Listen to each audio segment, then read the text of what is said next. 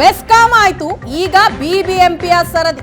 BBMP ಅಧಿಕಾರಿಗಳ ನಿರ್ಲಕ್ಷ್ಯಕ್ಕೆ ಮಹಾಪ್ರಮಾದ. ನಾಗರಬಾವಿ ಬಳಿ ಬಲಿಗಾಗಿ ಬಾಯ್ ತೆರೆದು ನಿಂತಿವೆ ತಡೆಗೋಡೆ. ಎಸ್, ಬೆಸ್ಕಾಂ ಆಯ್ತು, ಈಗ ಬಿಬಿಎಂಪಿಯ ಸರದಿ. ಹಾಗಾದ್ರೆ ಆ ಬಿಗ್ ಬ್ಲಾಸ್ಟಿಂಗ್ ಸುದ್ದಿ ಏನು ಅನ್ನೋದನ್ನ ಇನ್ ಡೀಟೇಲ್ ಆಗಿ ನೋಡ್ತಾ ಹೋಗೋದಾಗಿ. ಎಸ್, ಇದು ನಾಗರಬಾವಿ ರಿಂಗ್ ರೋಡ್ ಏನಿದೆ, ಆ ರಿಂಗ್ ರೋಡ್ ನ ಅಂಡರ್ ಪಾಸ್ ನ ಮೇಲ್ಭಾಗದಲ್ಲಿ ಬಿರುಕು ಮೂಡಿದೆ. ನಿತ್ಯ ಸಾವಿರಾರು ಮಂದಿ ಓಡಾಟ ನಡೆಸ್ತಾರೆ. ಅಂತ ಜಾಗದಲ್ಲೇ ಒಂದು ಅಪಾಯಕಾರಿಯಾದಂತಹ ಬೆಳವಣಿಗೆ. ಸುವರ್ಣ ನ್ಯೂಸ್ ನಲ್ಲಿ ಡೆಡ್ಲಿ ಫ್ಲೈಓವರ್ ನ ಅನಾವರಣವಾಗ್ತಾ ಇದೆ. ನಾಗರಬಾವಿ ರಿಂಗ್ ರೋಡ್ ನಲ್ಲಿ ಓಡಾಡುವ ಜನ ನೋಡ್ಲೇಬೇಕಾದಂತಹ ಸುದ್ದಿ ಇದು. ಮಾಳಗಾಳ ರಿಂಗ್ ರೋಡ್ ನ ತಡೆಗೋಡೆಯ ಕಂಬದಲ್ಲಿ ಬಿರುಕು ಮೂಡಿದೆ. ಸುವರ್ಣ ನ್ಯೂಸ್ ನಲ್ಲಿ ಡೆಡ್ಲಿ ಫ್ಲೈಓವರ್ ನ ಅನಾವರಣವಾಗ್ತಾ ಇದೆ. ಯಾವ ಪರಿಸ್ಥಿತಿಯಲ್ಲಿದೆ ಅಂತಂದ್ರೆ ಆಗಲೋ ಈಗಲೋ ಕುಸಿಯುತ್ತೇನೋ ಅಂತಹ ಸ್ಥಿತಿಯಲ್ಲಿ ಫ್ಲೈಓವರ್ ಕಂಡು ಬರ್ತಾ ಇದೆ. ನಿಜಕ್ಕೂ ಡೆಡ್ಲಿ ಫ್ಲೈಓವರ್ ಅದು. ನಿತ್ಯ ಭಯದಲ್ಲೇ ಜನ ಓಡಾಡಬೇಕಾಗಿದೆ. ದೃಶ್ಯಗಳನ್ನು ನೋಡ್ತಾ ಇದ್ದೀವಿ. ಅಪಾಯ ಕಣ್ಣಿಗೆ ರಾಚ ಆಗಿದೆ ನೋಡಿ. ಇದು ಫ್ಲೈಓವರ್ ಮೇಲೆ ಓಡಾಡೋ ಮಂದಿ ನಿಜಕ್ಕೂ ಬೆಚ್ಚಿ ಬೀಳಬೇಕು. ಅಂತಹ ಚಿತ್ರಣ ನಾವೀಗ ಗಮನಿಸ್ತಾ ಇದ್ದೀವಿ. ಬೆರಕು ಬಿಟ್ಟಿರುವಂತಹ ತಡೆಗೋಡೆ. ಯಾರಾದ್ರೂ ಕೊಂಚ ಯಾಮಾರಿದ್ರು ಅಷ್ಟೇ ಕತೆ. ಕೇವಲ ಫ್ಲೈಓವರ್ ಅಷ್ಟೇ ಅಲ್ಲ, ಕೆಳಗೋಡಾಡೋರ ಕತೆನೂ ಕೂಡ ಅಷ್ಟೇ. ಅಂತಹ ಪರಿಸ್ಥಿತಿ. ಡೆಡ್ಲಿ ಫ್ಲೈಓವರ್ ನ ಚಿತ್ರಣ, ಬೆರಕು ಬಿಟ್ಟಂತಹ ತಡೆಗೋಡೆ, ಅದರ ಪರಿಸ್ಥಿತಿ ಹೇಗಿದೆ ನೋಡಿ, ಗಮನಿಸ್ತಾ ಇದ್ದೀವಿ. ನಿಜಕ್ಕೂ ಜನ ಜೀವನ ಕೈಯಲ್ಲಿ ಹಿಡ್ಕೊಂಡು ಓಡಾಡಬೇಕು ಅಂತಹ ಪರಿಸ್ಥಿತಿ. ಯಾಕಂದ್ರೆ ತಡೆಗೋಡೆ ಕೈಗೆ ಸಿಗ್ತಾ ಇದೆ, ಕೈಗೆ ಬರ್ತಾ ಇದೆ ಆ ತಡೆಗೋಡೆ. ಫ್ಲೈಓವರ್ ಕೆಳಗೂ ಕೂಡ ಬಹಳಷ್ಟು ಮಂದಿ ಸಂಚರಿಸ್ತಾರೆ. ಲಕ್ಷಾಂತರ ಜನ ಓಡಾಡುವಂತಹ ಒಂದು ಜಾಗ ಇದು. ಕುಸಿಯೋ ಸ್ಥಿತಿಯಲ್ಲಿದೆ. ಅಂತಹ ತಡೆಗೋಡೆಯನ್ನ ಅಲ್ಲಿ ಗಮನಿಸ್ತಾ ಇದ್ದೀವಿ. ಅಲ್ಲೊಂದು ತಂತಿ ಕಟ್ಟಿದ್ದಾರೆ.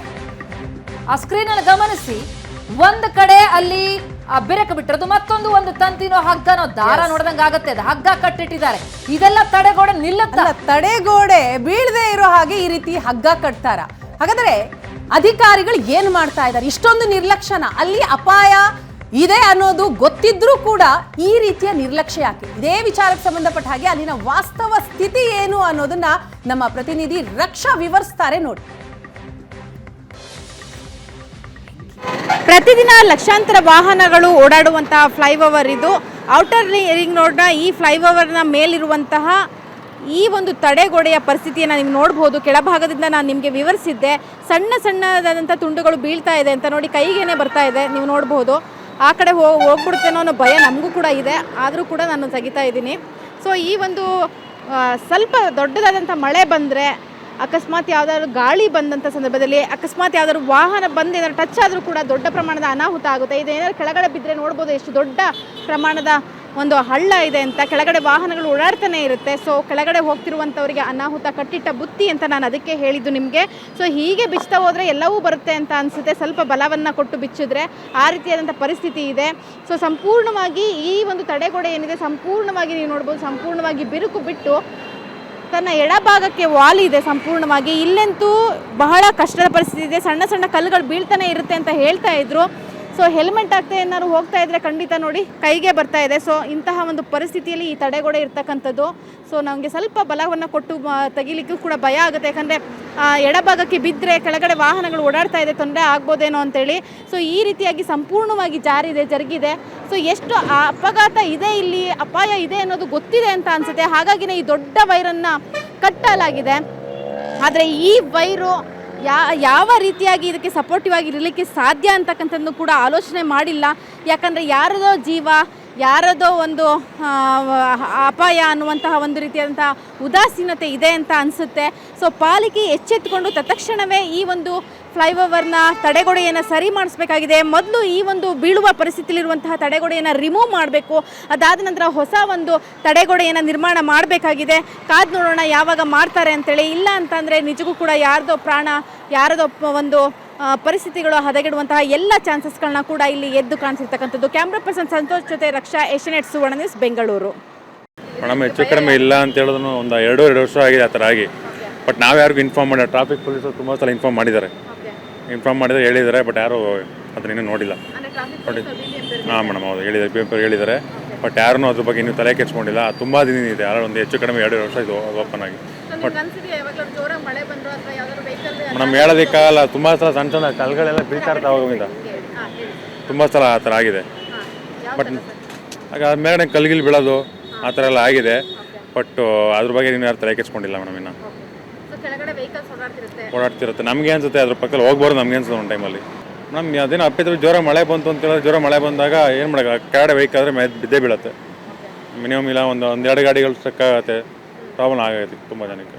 ನಮಗೆ ಭಯ ಆಗುತ್ತೆ, ನಿಂತ್ಕೊಂಡು ಆ ಕಡೆ ಈ ಕಡೆ ಹೋಗಿ ಪಕ್ಕ ನಿಂತ್ಕೊಳ್ಳೋಕೆ ಭಯ ಆಗುತ್ತೆ ನಮಗೆ. ಅವರೇ ಅದ್ರ ಬಗ್ಗೆ ಅವರೇ ಯೋಚನೆ ಮಾಡಬೇಕು ನಾವು. ಈಗ ನಾವು ನೀವು ಏನು ಮಾಡಬೇಕಾಗತ್ತೆ, ನೋಡಬೇಕು, ಸುಮ್ಮನೆ ಆಗ್ಬೇಕು ಅಷ್ಟೇ. ತಲೆ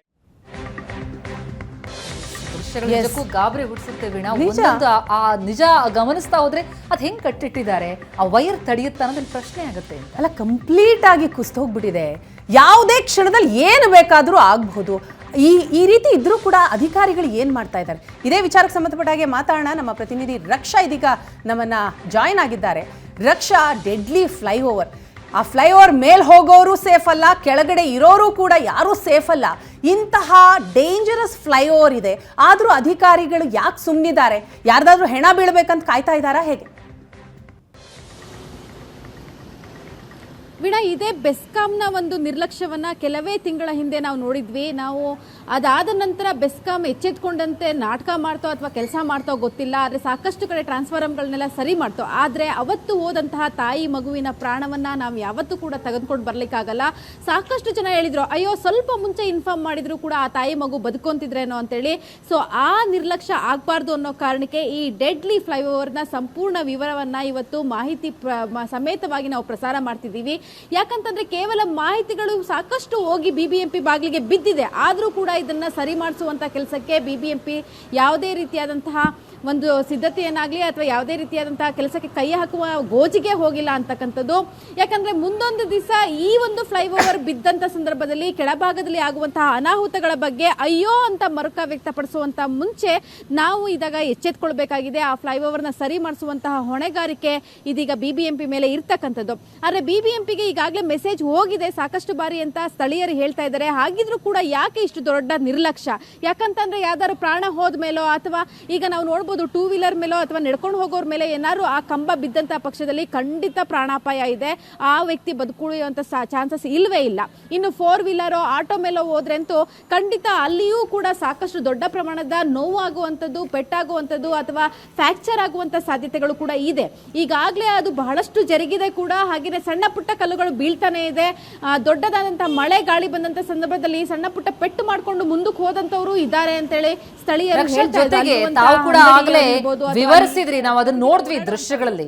ಅಲ್ಲೊಂದು ತಂತಿನೋ ದಾರನೋ ಅದು ಏನೋ ಅಂತ ಗೊತ್ತಾಗ್ತಿಲ್ಲ, ಕಟ್ಟಿಟ್ಟಿದ್ದಾರೆ. ಅಂದ್ರೆ ಅವ್ರ ಗಮನಕ್ಕೆ ಬಂದಿದೆ ಅಂತ ಆಯ್ತು. ಆ ರೀತಿಯಲ್ಲಿ ಕಟ್ಟಿಟ್ರೆ ಅದು ತಡೆಯುತ್ತಾ?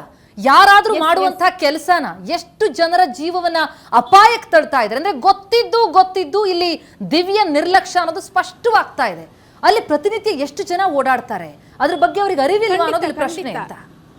ಖಂಡಿತ ವೀಣಾ, ಖಂಡಿತ ಪ್ರತಿಮೆ ನಾವು ಅಲ್ಲಿ ನೋಡಿದ್ವಿ. ಯಾಕಂತಂದ್ರೆ ದೊಡ್ಡ ಮಟ್ಟದ ಅದು ಕಂಬ ಅಂತ ಹೇಳ್ಬೋದು. ಸಿಮೆಂಟ್ ಕಂಬ ಅಂತ ಅಂದ್ರೆ ವೆಯ್ಟ್ ಇದ್ದೇ ಇರುತ್ತೆ, ಯಾಕಂದ್ರೆ ಅದ್ರ ಜೊತೆನಲ್ಲಿ ಕಬ್ಬಿಣ ಸಿಮೆಂಟ್ ಎಲ್ಲವನ್ನು ಸೇರಿಸಿ ಮಾಡಿರ್ತಾರೆ. ಸೊ ಹಾಗಾಗಿ ಬಹಳಷ್ಟು ಟನ್ ಗಟ್ಟಲೆ ವೆಯ್ಟ್ ಇರುವಂತಹ ಒಂದು ಕಂಬ ಅದು. ಅದನ್ನ ಈಗಾಗಲೇ ಅದು ಫುಲ್ ವಾಲ್ತಾ ಇರೋದನ್ನ ಎಷ್ಟೇ ಎಳೆದು ಕಟ್ಟಿದ್ರು ಕೂಡ, ಅದು ವೈರ್ನಲ್ಲಿ ಎಳೆದು ಕಟ್ಟಿದ್ದಾರೆ, ಆ ಎಷ್ಟೇ ಎಳೆದು ಕಟ್ಟಿದ್ರು ಕೂಡ ಅದು ಅಲ್ಲಿ ಅದಕ್ಕೆ ಸಾಧ್ಯವಾಗ್ದೇ ಇರೋಂಥದ್ದು. ಅಂದ್ರೆ ಆನೆನ ಯಾವುದೋ ಒಂದು ಹಗ್ಗ ಹಾಕಿ ಕಟ್ಟಿದ್ರೆ ಇರುತ್ತಾ ಅದು, ಅದಕ್ಕೆ ದೊಡ್ಡದಾದಂತಹ ಚೈನೆ ಹಾಕಿ ಕಟ್ಟಬೇಕಲ್ವಾ? ಅದೇ ರೀತಿ ಒಂದು ಪರಿಸ್ಥಿತಿ ಅಲ್ಲಿ ಇದೆ. ಯಾವ ಸಂದರ್ಭದಲ್ಲಿ ಬೇಕಾದ್ರೂ ಕೂಡ ಅದು ಕೆಳಭಾಗಕ್ಕೆ ಬೀಳಬಹುದು, ಕೆಳಭಾಗದಲ್ಲಿ ಹೋಗ್ತಾ ಇರುವಂತಹವರ ಪ್ರಾಣವನ್ನ ಬಲಿ ಪಡಿಬಹುದು. ಬಲಿ ಪಡೆದಾಗ ಅವರ ಗಾಚಾರನೋ ಅವರ ವಿಧಿನೋ ಅಂತ ಹೇಳ್ಬಿಟ್ಟು ಅಯ್ಯೋ ಅಂತ ಮರುಕ ವ್ಯಕ್ತಪಡಿಸಿದ್ರೆ ಸಾಕಾಗಲ್ಲ. ಒಂದು 5 ಲಕ್ಷ ಇವರು ಅಮೌಂಟ್ ನ ಅನೌನ್ಸ್ ಮಾಡ್ಬಿಟ್ಟು ಸುಮ್ಮನಾಗ್ಬಿಡ್ತಾರೆ. ಬಿಬಿಎಂಪಿಯಲ್ಲಿ ಯಾವುದೇ ಪ್ರಾಣಾಪಾಯ ಆದ್ರೂ 5 ಲಕ್ಷ ಪರಿಹಾರವನ್ನ ನೀಡುವಂತಹ ಪ್ರಕ್ರಿಯೆಯನ್ನ ನಾವು ನೋಡಿದ್ವಿ. ಆದ್ರೆ 5 ಲಕ್ಷಕ್ಕೆ ಅವರ ಇಡೀ ಕುಟುಂಬ ಮರ್ಗುತ್ತೆ ಜೀವನ ಪೂರ್ತಿ ಅಂತಕ್ಕಂಥದ್ದು ಗಮನದಲ್ಲಿ ಇರಬೇಕಾಗಿತ್ತು. ಅಧಿಕಾರಿಗಳ ಗಮನಕ್ಕೆ ಹೋಗಿದೆ. ಕೇವಲ ತಡೆಗೋಡೆಯನ್ನ ತಗ್ಗಿಸಿ ಬೆಂಗಳೂರಿನಲ್ಲಿ ಪ್ರತಿದಿನ ಲಕ್ಷಾಂತರ ಕಾಮಗಾರಿಗಳು ನಡೀತಾನೆ ಇರುತ್ತೆ. ಬಿಬಿಎಂಪಿ ಪಾಲಿಗೆ ಆ ತಡೆಗೋಡೆಯನ್ನ ಸಂಪೂರ್ಣವಾಗಿ ತಗ್ಗಿಸಿ ಹೊಸ ತಡೆಗೋಡೆಯನ್ನ ಕಟ್ಟೋದು ದೊಡ್ಡ ವಿಚಾರ ಅಲ್ಲ, ಆದ್ರೆ ನಿರ್ಲಕ್ಷ್ಯನೇ ಇದಕ್ಕೆ ಕಾರಣ ಅಂತಕ್ಕಂಥದ್ದು ಎದ್ದು ಕಾಣ್ತಾ ಇರ್ತಕ್ಕಂಥದ್ದು. ಸೊ ಸುವರ್ಣ ನ್ಯೂಸ್ ಇದನ್ನ ಗಮನಿಸಿ ಸುದ್ದಿಯನ್ನ ಪ್ರಸಾರ ಮಾಡಿದೆ. ಈಗಲಾದ್ರೂ ಅಧಿಕಾರಿಗಳು ಎಚ್ಚೆತ್ಕೊಂತಾರ, ಅದನ್ನ ಸರಿ ಮಾಡಿಸ್ತಾರ? ಸರಿ ಮಾಡಿಸೋವರೆಗೂ ರಕ್ಷಾ ಈಗಾಗಲೇ ಸಾಕಷ್ಟು ಬಾರಿ ದೂರನ್ನ ಕೊಟ್ಟಿದ್ದಾರೆ. ಪಬ್ಲಿಕ್ ಹೇಳ್ತಾ ಇದ್ರು ಮಾತನಾಡ್ತಾ ಸಂದರ್ಭದಲ್ಲಿ, ಈಗಾಗಲೇ ಬಹಳಷ್ಟು ಸಾರಿ ದೂರು ಕೊಟ್ಟಿದ್ದೀವಿ, ಆದ್ರೂ ಏನೂ ಕ್ರಮ ಆಗಿಲ್ಲ ಅಂತ. ಈಗ BBMPಗೆ ಹೇಳೋರು ಕೇಳೋರು ಯಾರು ಇಲ್ವಾ ಅನ್ನೋ ಪ್ರಶ್ನೆ ಬರ್ತಾ ಇದೆ. ಸೊ ಅವ್ರಿಗೆ ಚಾಟಿ ಬೀಸೋರು ಯಾರು? ಖಂಡಿತ ಈ ಕಾಮಗಾರಿ ಆಗ್ಲೇ ಆಗೋಗಿದೆ, ಬಿಲ್ ಕೂಡ ಆಗೋಗಿದೆ. ಹಾಗಾಗಿ ಅದ್ರ ಬಗ್ಗೆ ಗೋಜು ಇಲ್ಲ ಅಂತ ಅನ್ಸುತ್ತೆ BBMPಗೆ. ದುಡ್ಡು ಬರ್ದನೇ ಇರೋ ಕಡೆ BBMP ಅಧಿಕಾರಿಗಳು ಕಾಲೇ ಇಡಲ್ವೇನೋ ಅನ್ನೋ ರೀತಿಯಾದಂತಹ ಒಂದು ನಿರ್ಲಕ್ಷ್ಯ ಎದ್ದು ಕಾಣ್ತಾ ಇರ್ತಕ್ಕಂಥದ್ದು ಅಧಿಕಾರಿಗಳ ಗಮನಕ್ಕೆ ಹೋಗಿದೆ. ಪ್ರತಿ ಒಂದು ಭಾಗದಲ್ಲೂ ಕೂಡ ಇಂಜಿನಿಯರ್ಸ್ ಇರ್ತಾರೆ, JC ಇರ್ತಾರೆ, ಸ್ಪೆಷಲ್ ಕಮಿಷನರ್ ಇರ್ತಾರೆ. ಅವರೆಲ್ಲರಿಗೂ ಕೂಡ ನಮ್ಮ ಟ್ಯಾಕ್ಸ್ ಪೇಯರ್ಸ್ ಇಂದಲೇ ಅವರಿಗೆ ಸಂಬಳ ಕೂಡ ಹೋಗ್ತಿರುತ್ತೆ. ಆದರೆ ಸಾರ್ವಜನಿಕರ ಕೆಲಸ ಮಾಡುವಂತ ನಿಟ್ಟಿನಲ್ಲಿ ಮಾತ್ರ ನಿರ್ಲಕ್ಷ್ಯ ಎದ್ದು ಕಾಣ್ತಿರ್ತಕ್ಕಂಥದ್ದು. ಸೊ ಅಧಿಕಾರಿಗಳಿಗೆ ಚಾಟಿ ಬೀಳಿಸುವಂತ ಕೆಲಸವನ್ನ ಕೂಡ ಇದೀಗ DK ಶಿವಕುಮಾರ್ ಅವರ ಗಮನಕ್ಕೆ ಬರಬೇಕು, ಅವ್ರು ಮಾಡಬೇಕು. ಯಾಕಂತಂದ್ರೆ ಕೇವಲ ದುಡ್ಡು ಬರುವಂತಹ ಜಾಗದಲ್ಲಿ ಕೆಲಸ ಮಾಡ್ತಕ್ಕಂಥದ್ದು, ಅವರದೇ ಕಾಮಗಾರಿ ಕಳಪೆಯಾಗಿ ಈ ರೀತಿಯಾದಂತಹ ಪರಿಸ್ಥಿತಿ ಇರ್ತಕ್ಕಂಥದ್ದು, ತಡೆಗೋಡೆ ಜಾರಿರ್ತಕ್ಕಂಥದ್ದು, ಅಪಾಯವಾದ ನಂತರ ಹೋಗಿ ಅಲ್ಲಿ ಕೆಲಸವನ್ನ ಮಾಡೋಕ್ಕೂ ಮುಂಚೆ, ಅಪಾಯವಾಗಕ್ಕೂ ಮುಂಚಿತವಾಗಿ, ಯಾವುದೇ ಅನಾಹುತಗಳು ಸಂಭವಿಸುವಂತ ಮುಂಚಿತವಾಗಿ ಎಚ್ಚೆತ್ಕೊಂಡು ಆ ಒಂದು ತಡೆಗೋಡೆಯನ್ನು ಸಂಪೂರ್ಣವಾಗಿ ತೆಗೆದು ಹೊಸ ತಡೆಗೋಡೆಯನ್ನು ನಿರ್ಮಿಸಬೇಕಾಗಿದೆ. ಈ ಕಾಮಗಾರಿ ಕೂಡ ನಡೆಯುವಾಗ ಬಹಳ ಸುರಕ್ಷತೆಯನ್ನು ಕೂಡ ಗಮನದಲ್ಲಿ ಇಟ್ಕೋಬೇಕು. ಯಾಕಂದ್ರೆ ಎನಿ ಟೈಮ್ ಅಲ್ಲಿ ವೆಹಿಕಲ್ಗಳು ಓಡಾಟವನ್ನ ನಡೆಸ್ತಾನೆ ಇರುತ್ತೆ. ಅಂಡರ್ ಪಾಸ್ ನಿಂದ ಬರೋದಿರ್ಬೋದು, ಸರ್ವಿಸ್ ರೋಡ್ ಇಂದ ಬರೋದಿರ್ಬೋದು, ಬಹಳಷ್ಟು ವೆಹಿಕಲ್ಗಳು ಅಲ್ಲಿ ಬೆಳಗಿಂದ ರಾತ್ರಿಯವರೆಗೂ ಕೂಡ ಸಂಚಾರವನ್ನ ಮಾಡ್ತಾನೆ ಇರ್ತವೆ. ಸೊ ಹಾಗಾಗಿ ಬಹಳಷ್ಟು ಸುರಕ್ಷತೆಯ ಕ್ರಮವನ್ನ ಕೈಗೊಂಡು ಕೆಲಸವನ್ನ ಮಾಡಬೇಕಿದೆ. ಅಂತಹ ಕಡೆನೆ ಇವರು ಇಷ್ಟು ದೊಡ್ಡ ನಿರ್ಲಕ್ಷ್ಯವನ್ನ ತೋರಿಸ್ತಾ ಇರ್ತಕ್ಕಂಥದ್ದು ನಿಜವಾಗ್ಲೂ ಕೂಡ ಬೇಜವಾಬ್ದಾರಿತನ ಎಷ್ಟಿದೆ BBMPಗೆ, ಎಷ್ಟು ಕಾಳಜಿಯನ್ನ ಹೊಂದಿದ್ದಾರೆ BBMP ಸಾರ್ವಜನಿಕರ ಬಗ್ಗೆ ಅಂತಕ್ಕಂಥದ್ದನ್ನ ಎದ್ದು ತೋರಿಸ್ತಾ ಇರ್ತಕ್ಕಂಥದ್ದು. ಪ್ರತಿಮಾ, ಥ್ಯಾಂಕ್ ಯು ಸೋ ಮಚ್ ರಕ್ಷಾ. ಬಹುಶಃ ನಿಮ್ಮ ವರದಿಯಿಂದ ಆದರೂ ಅವರ ಕಣ್ಣು ತೆರೆಯುತ್ತೇನೋ, ಅಲ್ಲಿರುವಂತಹ ಸಮಸ್ಯೆಗಳು ಅರಿವಿಗೆ ಬರುತ್ತೇನೋ ನಾವು ಕಾದ್ ನೋಡ್ಬೇಕಾಗತ್ತೆ. ನಿಜಕ್ಕೂ ವೀಣಾ, ಈಗಲೂ ಎಚ್ಚೆತ್ಕೊಂಡಿಲ್ಲ ಅಂತಂದ್ರೆ ಯಾರಿಗೋ ಅಪಾಯ ಆಗಿ ಇನ್ಯಾರ್ದೋ ಜೀವ ಹೋದ್ಮೇಲೆ ಎಚ್ಚೆತ್ಕೊಂಡ್ರೆ ಏನ್ ಬಂತು? ನನಗೆ ನೆನಪಾಗ್ತಾ ಇರೋದು DK ಶಿವಕುಮಾರ್ ಅವರು ಯಾವಾಗ್ಲೂ ಹೇಳ್ತಾರೆ ಬ್ರ್ಯಾಂಡ್ ಬೆಂಗಳೂರು ಮಾಡ್ತೀನಿ ಅಂತ.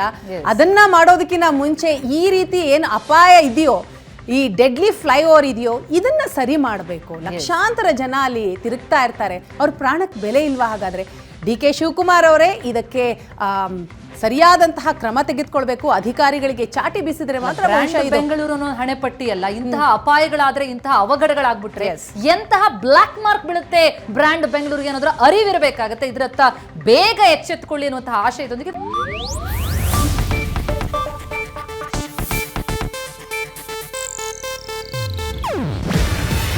ಇದು ಏಷ್ಯಾನೆಟ್ ನ್ಯೂಸ್ ನೆಟ್ವರ್ಕ್ ಪ್ರಸ್ತುತಿ. ನೀವು ನೋಡ್ತಿದ್ದೀರಾ ಏಷ್ಯಾನೆಟ್ ಸುವರ್ಣ ನ್ಯೂಸ್.